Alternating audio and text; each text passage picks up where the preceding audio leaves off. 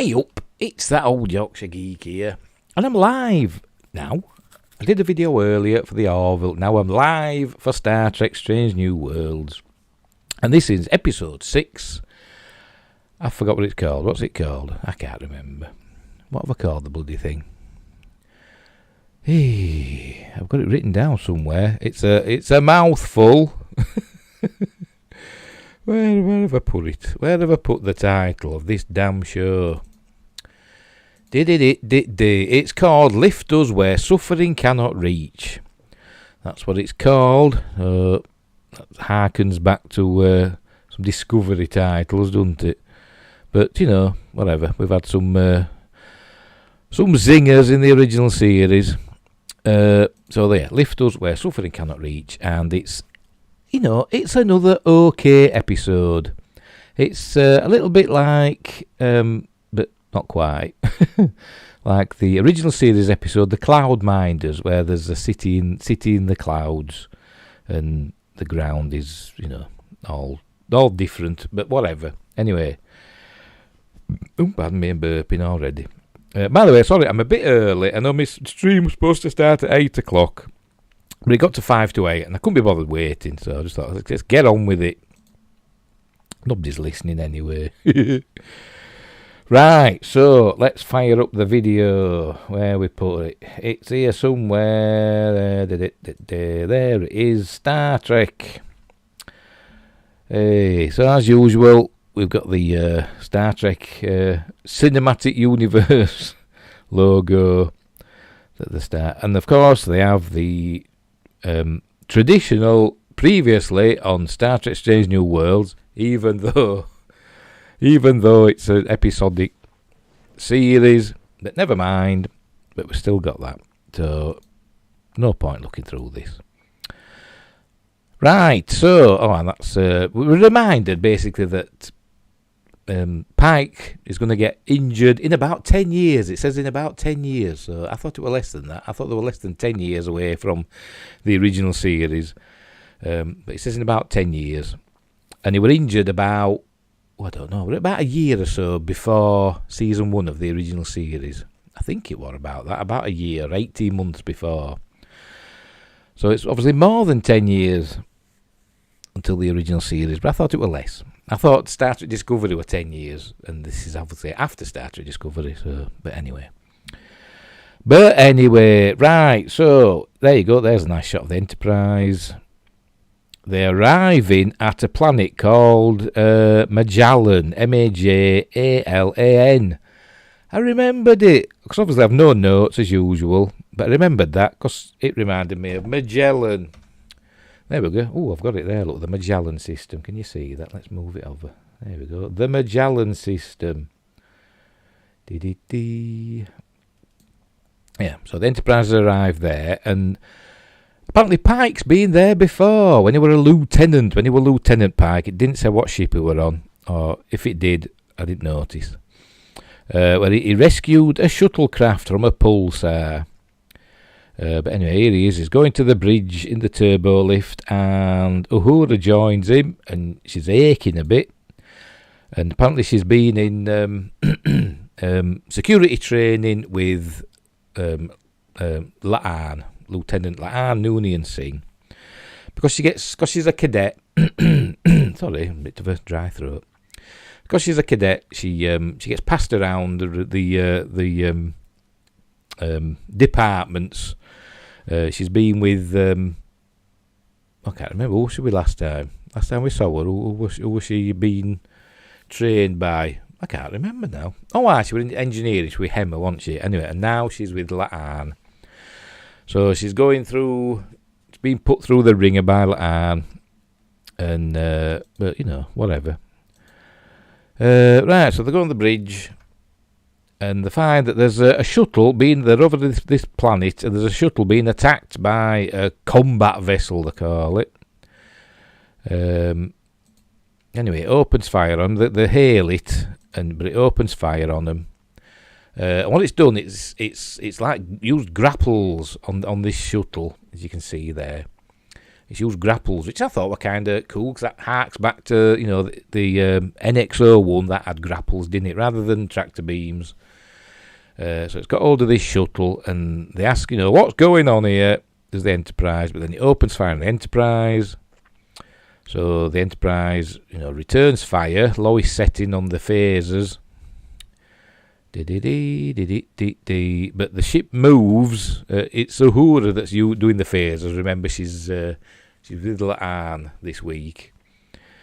I've gone too far, haven't I? Gone too far. There we go. So you can just make it out there.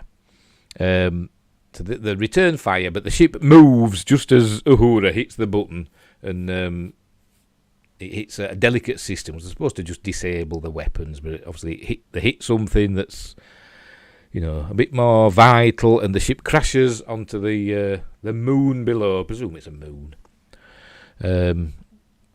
But the shuttle's okay, but it's not okay because it's about to blow up. So so they beam the occupants out. There's three people on board. They beam them out. So Pike heads to the transporter room. Anyway, it's this woman here who I can't remember her name. You know what I'm going to have to do? I'm going to have to do some Googling. I should have done this before. I know, I'm disorganised. I don't care. Star Trek. I forgot what they call the flaming episode now. I've just said it, haven't I? I've just said it and I forgot already. Lift us where suffering cannot reach. Right, let's Control C. There we go. And it should give us an IMDb, and I can look at the cast list, or it would do in a perfect world. Where the hell is it? Oh, I'll just type in IMDb, for God's sake.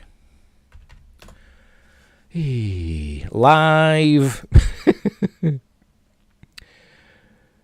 Right, we're off. Right, so, who is she? She is Alora, that's her name, Alora. And she was the one who was rescued by Pike when he was a lieutenant. Or lieutenant, if you're listening, brother. My brother's always going, it's lieutenant. I know, we're British, we say lieutenant. But in Star Trek, they say lieutenant. Played by Lindy Booth, never heard of her. Anyway, there's obviously some chemistry between them, because Pike gets a bit flustered, and number one notices. Anyway, she's with this other chap, and a young kid, when we get round to it, who we find out he's called the first servant, and he's like, oh, for God's sake. He's like, it's kind of, I suppose, they're treating him with kid gloves, so it's kind of a bit like he's going to be like a ruler of this planet. That's how they're seeing it. Come on, show us them, for God's sake, video. Oh, whatever. Anyway, he's got this kid with him. And the man that's with him is the child's biological father. That's how he says it. Look, I'm trying to find this bit that's showing this kid.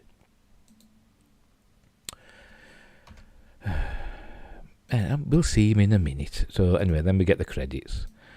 So they take the kid to sick bay. Apparently something on the shuttle hit him on the head.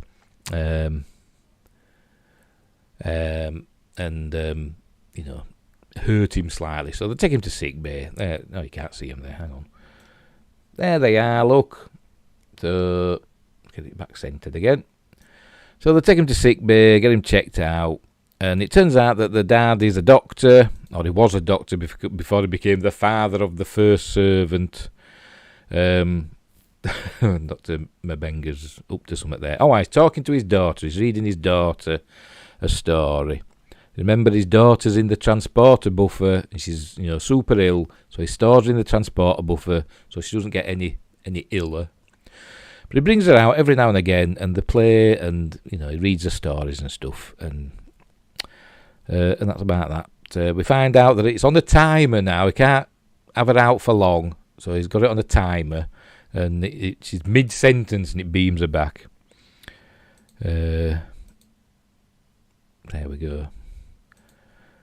So I hope he finds a cure soon. He seems to get a little bit closer with this episode, but we'll see. We'll see what happens in the future. Anyway, so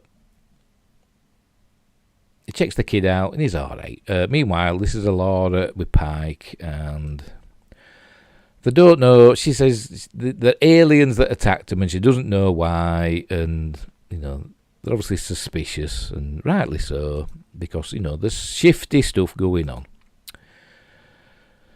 And the Magellans are a bit xenophobic. Years ago, when he was a lieutenant, they were offered the chance to join the Federation, but they didn't want to. So fair enough. So they're not a Federation world. So they can do what they want. They're not bound by Federation law. But Pike says the Enterprise is staying around because the other ship opened fire on them. So by Starfleet regulations, they've got to investigate that. So she says, whatever. Dee. So we're back in sick bay. They're checking the kid out, and his dad is, seems to be a very good doctor, and their medical technology seems to be miles ahead of Federation, medical tech. And we find out that they've got like nanoprobes or implants inside that fight off any infections. They have no diseases at all on their planet, and obviously Dr. Mabenga. His eyebrows raised. He's thinking, "Oh, this could save my daughter." So he asked the doctor, about, could their technology cure whatever's up with his daughter? He says, "I can't remember what it is," but he doesn't say it's my daughter. He just says, "What if I had a patient that had this up with them?" And he said, "Could it cure them?" And apparently, yes, it could, but they won't share their technology and medical treatments with outsiders. It's against their rules. And he says, "I believe that's against Federation rules as well." And he says, "Well, no, it isn't. Not as if it's going to save a life, it isn't." So he says, "I'm sorry, there's nothing I could do about it." So there you go. So that's that. There he is. They remind me a little bit. The makeup on these remind me. I can't remember the name of the episode. The one where there's them two peoples on the planet, and one of them, they're like clans, and one of them is this young woman, and it turns out she's like an assassin, and she kills this fella, and then and all that stuff. I can't remember the name. It's the Next Generation episode. Anyway, it reminds me of them. Just an aside. But the planet is Magellan is reminiscent of the planet from the Cloud Minders, where they've got a city in the clouds. Obviously, it looks better in this than it did in the original series, but it's reminiscent of that. This is the ship that attacked them. It's crashed. I don't know what's happened to the crew. He says they must have beamed out, but beamed out to where? I don't know. We never see them. So there's nobody on board. Spock finds this little device. In a minute. He doesn't know what it is. She doesn't know what it is. But she finds a coin that's from one of the guards of her people, and she says, somebody must have changed sides and become a traitor. So that's something else that shows that there's something going on. Everything's not as straightforward as it seems. Right, Pike goes to the planet with her.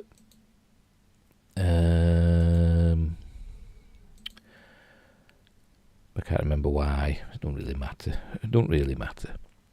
Right, Spock shows this doctor chap this device, and it turns out Spock says he thinks that these aliens, in quotes, were going to kidnap the boy, and they were going to use that device on his head to suppress his brain functions, because he's got all these implants in his head, and it makes him super brainy and whatever.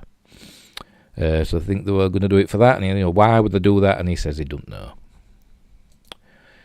The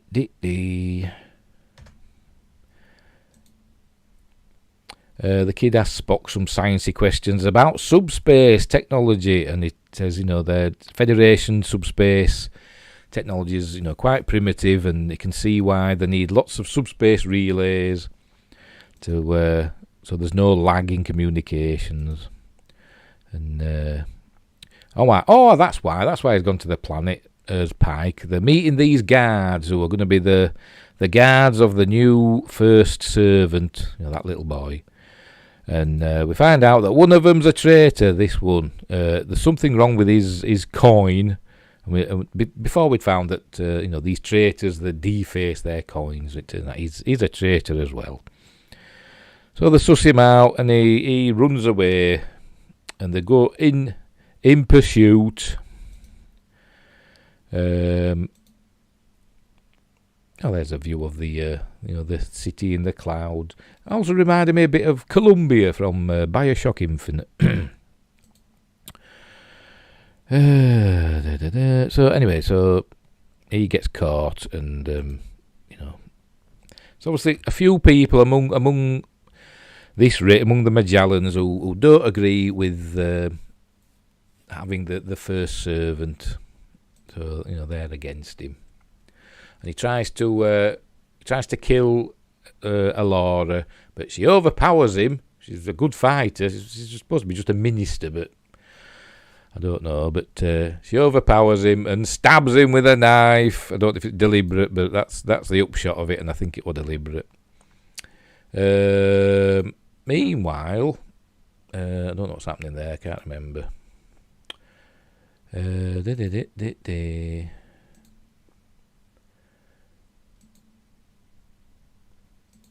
genuinely don't know what's happening there. I can't even remember that bit of the episode. I must have been distracted for a minute. But never mind, it's not important. This is Mabenga asking this doctor about, the treatments and, and could it help his daughter? He doesn't say his daughter, but yes, it could, but, they won't. Pike ends up in bed with her. We're going to see that in a minute. Because he's walked her back to her quarters, and she invites him in. And before you know it, there they are, look, being all cheeky naughty. And they talk about Kirk, don't they? I don't know. Pike's just as bad. So obviously there's feelings between them. They knew there were chemistry, and she's a lovely redhead. So who can resist a redhead? Not Pike, even though they've got weird lines on their faces. But so what? Right, Uhura, who has worked something out. She's done some. She's analysed the transmissions and stuff from this crashed alien ship. And she's found out that their language is basically the same as the Magellan language. So, they're not aliens. They're actually, originally from Magellan. So that's something that needs to be addressed. Right, Dr. Mabenga goes back to sickbay and he finds the first servant. I don't know if he's got a name. Has he got a name? Does it say on IMDb? No, it just says first servant, played by Ian Ho. Bless him. He's playing. He's got Mabenga's daughter. What's her name anyway? I forgot. It says her name, but I can't really remember. Oh, Rukia. Rukia gets his daughter out of the trans, beams her out, and they're playing the game. It's like hopscotch. So you can get a picture of it. I bet I can't. Oh, there we go. It's like, holographic hopscotch. He says he's using the gases in the room, and it's no harm done, but showing he's super clever, is this kid. But Mabenga says, he can't keep her out, out of the transportable for too long, so it beams her away. He's very sad about it, I suppose. You can see he's pained. But the kid hopes he isn't in trouble. No, of course he's not. Of course he's not in trouble. He's a nice little boy. Right, this is the recall Pike back to the ship. So I presume he's had a shower and cleaned himself off. So he goes back to the Enterprise and says, oh, this is important. You called me away. And this is where Uhura tells him all about what she's learned. That the Magellans, are not being entirely truthful, and the aliens are not really aliens. They are, it's the Magellan from a place called Prospect 7. It was a colony called Prospect 7. I don't know why they call it that. Maybe that's just the Federation designation. I don't know, but it turns out that they are Magellans. Must be like an offshoot, but obviously that makes them suspicious. What's happened here? Oh, the doctor chap and his, the first servant is coming. He's gone to the transporter room and he's telling, Mr. Kyle to transport him back to the surface. But obviously Mr. Kyle's, contacted Pike. Pike saying, why do you want to go? The kid needs to stay in sick bay a little bit longer, so where he'll be safe. But then suddenly they get beamed out, and Mr. Kyle says, it wasn't me. And they find out that there's another one of those combat vessels in orbit, and they're beamed to there. But then the doctor beams back, but they've got the kid. Well, they think they've got the kid. So they're in pursuit of the combat vessels, what they call it. And they get it in a tractor beam, but it's trying to go to warp. But in the tractor beam, I've just missed it. But it's putting a strain on their warp engines, and they say, if they, and the superstructure of the ship. And so if they try and go to warp, the ship will be destroyed. So they release the tractor beam. Here we go, we're going to see it now. Release the tractor beam, but the ship blows up. Hey, crikey Moses. And they think the kid's dead, and the crew, obviously. So they think the first servant's been killed, and so, she's not happy, Zalora. Obviously nobody's happy about it. And she thinks, well, that's it now, as world's gonna end, because they believe if the first servant doesn't ascend to the throne, their world will end. Their cities will fall out of the sky, because basically they live on a lava planet, and they can't survive on the surface. And there you go. But, the mystery doesn't last long, because Spock susses it out in a minute. Arn's questioning him. They find out that in order to be beamed out as quickly as they were, somebody had to know their exact transporter patterns, whatever. And apparently he had been into the medical records and all that, and got all the details and transmitted it to this combat vessel, so they knew exactly who to beam out. So it is something to do with it. And it turns out he didn't want his son to become the first servant. He says he wanted to save his son. Then Spock finds out he picks up a subspace signal. Remember, he'd been talking to the first servant about subspace signals earlier on.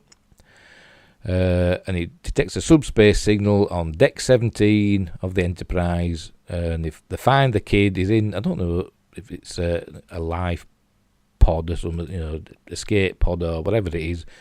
He's in this box anyway. I think it's an escape pod. And so they take him back down to the planet so he can become, so he can ascend to the throne. And this is where I started thinking, hang on, because the way they were talking, I thought, they're going to sacrifice him. That's what they're going to do. Because the way they were saying, if he doesn't ascend to the throne, their world will end. And I think, is this some sort of ritual that they've got to do? Like the Mayans used to sacrifice people so that the sun would stay in the sky and all that, and the crops would grow and stuff. I thought it would be something silly like that. And it is, and it also isn't. It's also got a technological thing to it, but yeah. But it ends sadly for everybody. But the kid, he agrees, he wants to go, he thinks he's doing good. Obviously this colony, this Prospect 7 colony, obviously they know the truth, and he tells number one what's going to happen to the kid, but they can't do anything. They can't contact Pike, and they can't beam down. Don't know why they can't take a shuttle, but they don't even mention that. But they can't beam down because some scattering effect's been put into the atmosphere, so they can't interfere. But maybe they could have taken the shuttle down, but they don't. So anyway, so Pike goes. He's allowed to go in. I don't, why. They go into this weird area here with all this machinery and pipes and stuff, and the kid. They go through this ritual where she's saying to him, do you agree to become the first servant and, do all this amazing stuff? And he says yes. And then they bring out a body. There we go. Can you see it there? Hang on, let me move. There we go. They bring out a body there. And Pike has a butcher's hook. They allow him to. They must think he's going to be okay with it. But see if I can... Oh, there we go. They're going to show us, or we're just seeing it. There we go. Ah, scary. A scary kid. I presume it's a girl, that, but I don't know. It don't tell us, but Alora says the next first servant will be a she, so I wonder if they go, a male one, then a female one, then a male one. I don't know. But anyway, that's the previous first servant. So it's obvious the hooking this kid up. He's got all these implants, and his brain is going to be controlling all the machinery that keeps the cities in the clouds. And they'll do that until the day he dies, just like the previous one. Because it turns out that all the machinery was built by their forebears, their ancestors. But they don't know why. They've tried to find another way, but they can't find another way to make this machinery work that without it being hooked up to a child. It's got to be a child, apparently. But it doesn't say for how long. I don't know how long they have to be hooked up. Do they grow, old? Do they grow into old age? Is it years and years and years, or is it, decades, or is it just a few years and the life sucked out of them? I don't know. It doesn't really explain that. So Pike's not happy about it. He wants to stop it, but they won't let him. And so it goes ahead. He's in there now, and he asks. Pike obviously has a fight, a bit of fisticuffs, but he's overpowered. He gets knocked out, and he comes to in her quarters. She's watching over him, and it's over and done with now. She says to these guards, the ascension or whatever they call it is over. They can go. So Pike says he's going to try and get that kid out, and she says, no, if you take him out now, he'll die. So, he's doomed either way. And Pike says, will he be in pain? And she says, yes, he will, and that's it. And she hopes he understands, but obviously he don't understand. And she wants him to stay. She says she hopes he stays, but he's obviously, he's not happy about it, and he just beams away.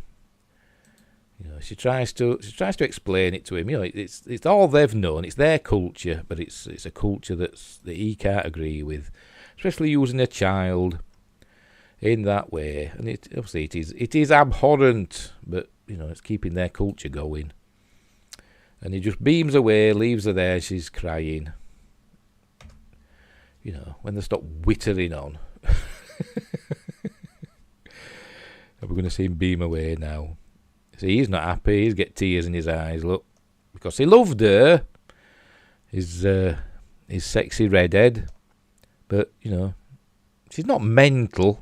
She's not a crazy person, but she's just got different ideals than him.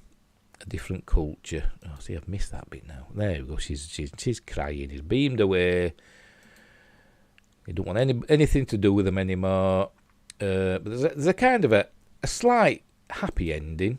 This doctor, who's the father of the first servant, he agrees to look over Mabenga's daughter's file to see if any of their medical techniques could help, and he promises he'll do what he can. So there is, it's not promising. It's not promising to cure her, but he's saying they may be able to help and put Mabenga on the right path. So that's nice. So hopefully we'll see a conclusion to that before the end of season 1. I hope. Meanwhile, Pike is in I think that's his quarters. He's just looking out the window. He's not very happy. It's quite somber music playing, and that's the end of the episode. It's a case of, the ideals of the Federation.